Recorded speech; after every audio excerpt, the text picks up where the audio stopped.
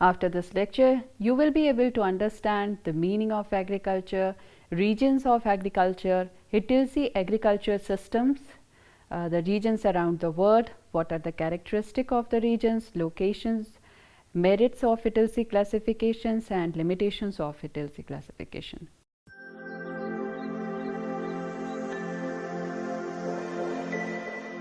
As if we all know that agriculture is the most basic form of human activity. Agriculture system is a broad phrase that stresses functional aspects and refers to an area or region with similar functional attribute.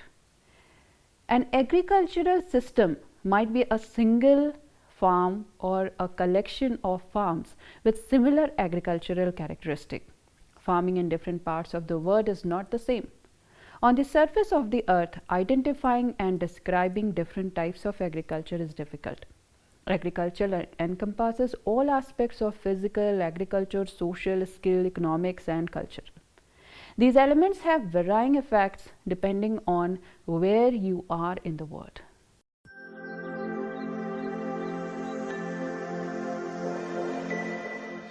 An agricultural region can be characterized as a large areas or imaginary system of a geographical unit that spans the world and has uniformity in agricultural activity, crop varieties, production methods, production variables, land use, and farmers' livelihood. Farmers' livelihood also include their home and style of living. The farms stand out from the surrounding environment. Many geographers have attempted to map the world's agriculture system, and 𝗧𝗦𝗔𝗧 is one among a prominent. 𝗧𝗦𝗔𝗧 taxonomy of agriculture system, on the other hand, is a watershed moment and widely accepted. 𝗧𝗦𝗔𝗧 was the first to attempt a scientific classification of agriculture varieties. 𝗧𝗦𝗔𝗧 categorized the world agriculture system into 13 segments based on region in the year 1936.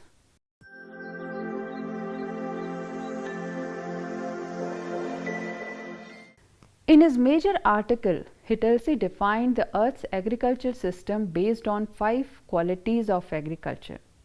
These were crop and animal association, capital and animal association, capital and labor, subsistence capital, productivity of agriculture. And on the basis of that, he formed different agricultural consumption pattern also. So agriculture methods and techniques were also used by 𝗧𝗦𝗔𝗧 classification. On the basis of these indicators, he categorized the entire world into 13 different agriculture regions.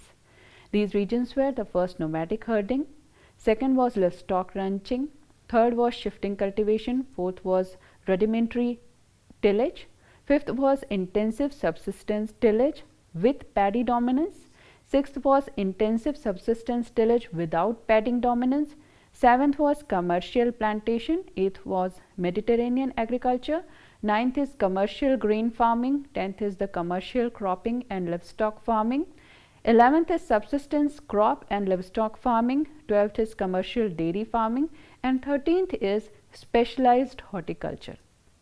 First is the nomadic herding. This is a large form of animal grazing on natural pasture without nomads and their flocks migrating throughout the year. Nomadic herding is limited to sparsely inhabited areas of the world where grass is the predominant natural vegetation. Nomadic herding is currently centered primarily in sub-Sahara Africa, basically in Niger, Chad, Sudan, Libya, Algeria, etc. Northern Canada and the southern central sections of Asia are not pales of Scandinavian countries such as in Norway, Sweden, Finland. Nomadic herding is an agricultural practice that is either ecological or close to being ecological. It is mostly carried out to provide food for the family as well as clothing, shelter and amusement. It is a sort of agriculture that is rapidly dwindling in importance. Nomadic herding is defined by constant migration of people and their livestock in search of fodder and water for the animals. In the desert and semi-desert areas of North Africa and Southwest Asia, the Bedouin of Saudi Arabia conduct nomadic herding. The following are the main characteristics of nomadic herding, movement in a seasonal pattern, grazing was done by a variety of animals, and transhumane characteristics. Second, I will explain about livestock ranching. Permanent ranchers keep large number of cattle, sheep, goats, horses and other animals in the vast temperate grassland originally named by nomadic herdmen or hunters. Livestock ranching is currently concentrated in United States, Australia, the Republic of South Africa, Brazil, etc. Ranching is the closest thing to nomadic herding in Argentina, Peru and New Zealand. Despite the fact that both live in arid or semi-arid locations, livestock ranchers specialize in animal husbandry rather than crop raising. The third one is shifting cultivation. Shifting cultivation is essentially a strategy of land rotation. Farmers clear ungrowth of small swaths of land or other bladed instruments. The trees are then killed by cutting a strip of banks all the way around the vehicles. After the dead have been buried, the area will be farmed. Glutton shifting agriculture, often known as slash and burn agriculture, and the name given to these cleansing practices.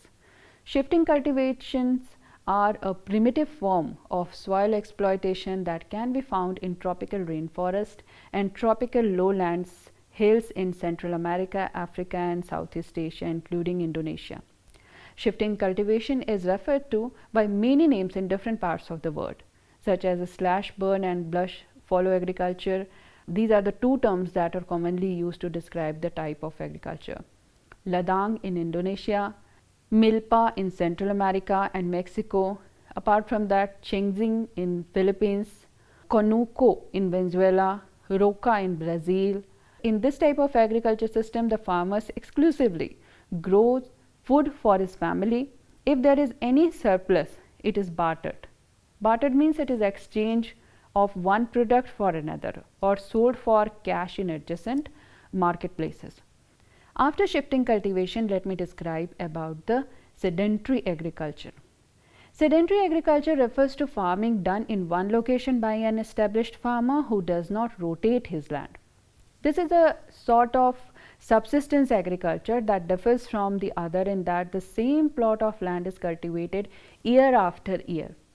So, fallowing of land is a typical practice used to maintain soil fertility and is popular in tropical areas. Besides from grain crops, this method is used to grow tree crops like the para rubber tree. This is mostly found in tropical areas such as in Central and South America, Africa, Southeast Asia. Crop rotation takes precedence over the field rotation, as I mentioned. Domesticated animals are utilized for milk and meat production as well as for drought situation also. Different crops such as potatoes, sweet potatoes, paddy, millets, maize and other fruits and vegetables are also farmed. Now after that, let me explain you intensive subsistence tillage with paddy dominance. Intensive subsistence farming is conducted in tropical locations with high population and high precipitation level. When it comes to this form of farming, rice is the most popular crop because it can employ and feed a large number of people per unit of land. The majority of this form of farming takes place in Southeast Asia. Farmers aim to increase productivity per unit of land by using manures in this style of farming, which involves both labor and animal power. It is primarily practiced in China, Japan, India, Bangladesh, Myanmar, Thailand, Sri Lanka, and other countries are also among them. Farming is likewise very intense with double or triple cropping being used. During the course of a year, numerous crops are cultivated on same piece of land. Only one crop of paddy can be grown at a time. During the dry season, the fields are typically utilized to grow various foods or cash crops such as sugar, tobacco, oilseeds and the fiber crop jute. Another agriculture region is the intensive subsistence tillage without paddy dominance. This is a variation of aforementioned method of farming that is suited for places with low rainfall. Other grain crops grown in these areas include wheat and millets. In portions of southern Africa and Central America, it is also widely practiced. It spans the heartland of India as well as northeast China. Human power is mostly employed and worked on the land. Crop failure and famines are common occurrences in these areas. Now I will explain another region, that is the commercial plantation. Despite the fact that it is only conducted across a small area, the sort of farming is quite important in terms of commercial value. Tropical crops including tea, coffee, rubber and palm oil are the main product of this form of farming. This form of farming has evolved in areas of Asia where European colonial influence still exists. Plantation agriculture was first referred to British settlement in America, then to any other state in North America, West India or Southeast Asia that was mostly cultivated by Negro or other colored workers. A plantation is land holding dedicated to specialized production of single tropical or subtropical crop for commercial purpose. Strong winds, topography, drainage, soil vegetation state and other climatic challenges often impede or even block the development of plantation. Plantation agriculture's key problems include access to labor, difficulty removing vegetation, the presence of new disease of pests, weeds, the quick deterioration of tropical soil and soil erosion. Plantation farms are often big and can be found in sparsely populated places. From 40 hectare in Malaya, India to 60,000 hectare in Liberia, the size of farm varies. A big, disciplined but unskilled labor force is required in these states. Rubber, oil palm, cotton, copra, drinks such as coffee, tea and fruits such as pineapple, bananas, sugarcane, jute are all common plantation crops. These followings are some of the characteristics of commercial plantation. The first one is farming on a large scale. Second is local labor under foreign ownership. States are scientifically maintained when it comes to fanning. Another region is the Mediterranean agriculture. The Mediterranean region's harsh terrain has resulted in traditional livestock and agricultural combinations. Wheat, vineyard and citrus fruits are the most important crops and small animals are the most common livestock in this area. Horticulture is a key industry in the area and majority of the crops are cultivated in the winter with the help of winter rains. Agricultural typology is restricted to Mediterranean Sea, coast of Europe, Asia Minor and North African coastal strip. The system can be found in California, which is not the Mediterranean coast in USA. Central Chile is located in southwest of Western Australia and also in the Cape province of South Africa. You may be thinking, what are the characteristics? It is irrigated semi-descent location at similar latitude. This sort of farming is also present. Long day summers, the occurrence of rainfall throughout the winter season and system for artificial irrigation during summer dry times have all had a significant impact on the agricultural landscape of the Mediterranean region. Traditional Mediterranean agriculture is filled with what can scarcely be grown in the rainy season such as grapes, olives and pigs, as well as small animals herding, mainly sheep, goats and pigs. Farmers have recently begun to use irrigation as a crucial tool which has resulted in the increase of crop such as citrus fruits. The Mediterranean region in fact is home to the world's orchard land, which are at the heart of the world's wine business. Next one is the commercial grain farming. Another market-oriented style of agriculture is commercial grain farming, in which farmer specializes in growing wheat and less frequently rice or corn. Great wheat belts spread throughout Australia, the plains of interior North America, Russia's steppe and Argentina's pampas. These are as well as in the United States and Canada. The characteristic of such agricultural regions are that the commercial vein fanning industry is quite large. The characteristic of the system is the size of the farm is very large, heavy machinery is used extensively, irrigation fertilizer is used infrequently, production rate is low, the property is located a long way from the market. Commercial grain farmer can operate on such a huge scale because of widespread use of machinery. In fact, grain planting and harvesting is more mechanized than any other form of agriculture. Another agriculture region is the commercial cropping and livestock farming. This is also known as mixed farming. This style of agriculture, also known as mixed farming, developed in humid areas of the middle latitude with the exception of Asia. Its growth is tightly linked to the market condition and it is typical European farming style. The United Kingdom and New Zealand are two best examples of countries where the sort of farming is common. It can be found all over Europe, from Ireland in the west to Central Europe and Russia.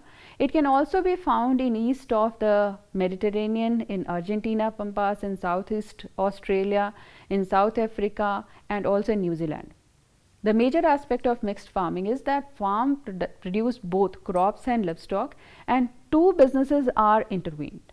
Farmers who need to know about all areas of farming to produce and market their variety of products successfully run mixed farming, which are characteristic of significant expenditure on machinery, farm building, wide use of mechanical arm buildings and fertilizers. Farming of subsistence, crop and livestock. Almost little is sold of the farm in this style of agriculture. This style of farming has proven popular in parts of middle latitude where soil fertility is limited or where climate is harsh. It has greatly decreased since Russia's collectivization of agriculture, which was one of the key places where it was practiced. Northern Europe and Middle East and Mexico's mountainous regions. These are also important regions. Produced crop and raised cattle primarily for personal consumption. Seeds are of poor quality and animals are mistreated. Another region is dairy farming. In dairy farming, animals are raised for milk and milk products such as butter, condensed milk, dry milk, or there are different products. It is primarily used in Europe, the northern United States, Canada, Australia, New Zealand as well as Denmark, and also practice it. It accounts for 40% of the agriculture income. Dairy farming is a capital intensive business. Long hair is from farming massive amounts for the development of infrastructural facilities, and money is a necessary for this type of farming because mechanical equipment like milking machine, milk freezing, feeding towers and birth silos for the storage of fodder for the winter, these all required. So for this, huge amount of money is also required. Depending on the size of the holding, the size of the cow in the dairy, that varies from country to country and farm to farm. In United Kingdom, for example, 1 cow per acre of grass is the standard. In northwestern Europe, the average dairy cow herd size is only 5 cows per farm.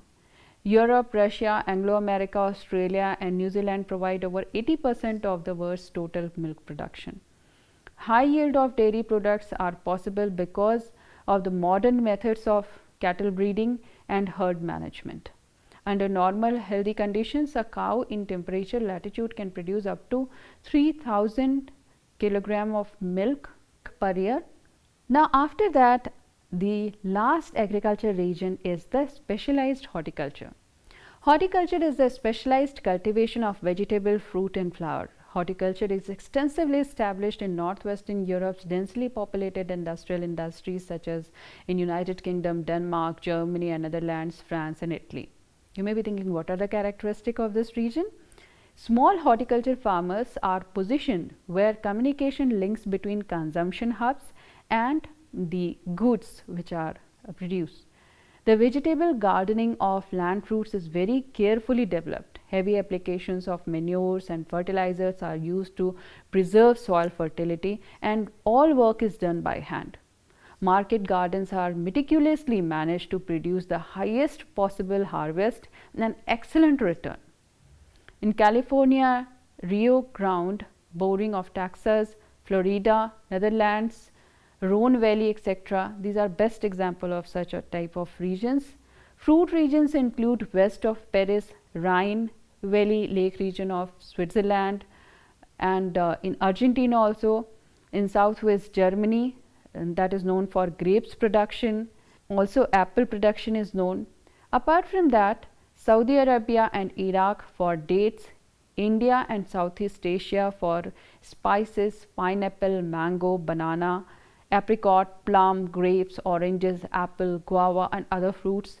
And vegetables are grown in India's various agroclimatic conditions and exported to different markets to earn significant amount each year.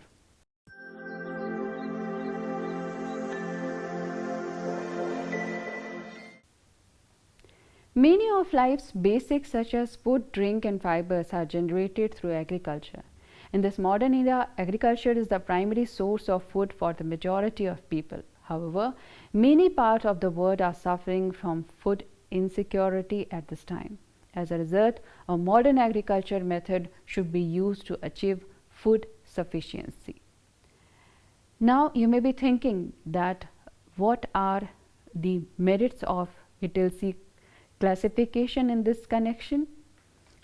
As per the 𝗧𝗦𝗔𝗧 classification, if I count the advantages, the first one is that it provides a classification and description of world key agriculture region for use in different publications, and different statistics were used to determine the 5 basic functional form.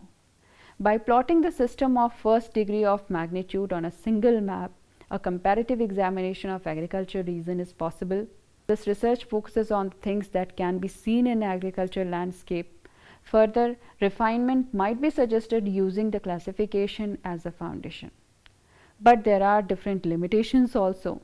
The classification has significant limits that such as the many classification grounds such as institutional, cultural, political elements are dynamic, evolving in response to changes in local, national and global circumstances.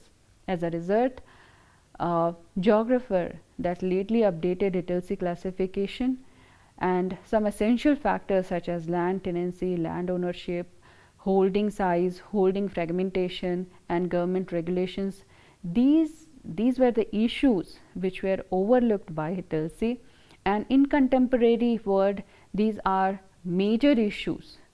So in nutshell, I can say that 𝗧𝗦𝗔𝗧 has classified the entire world into 13 agriculture regions, and he had also given different characteristics, the locations.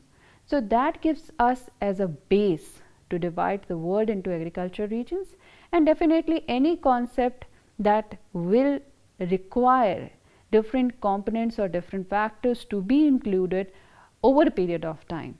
And that's the reason there are few issues which I discussed at the end that should also be discussed in connection with any agriculture regions.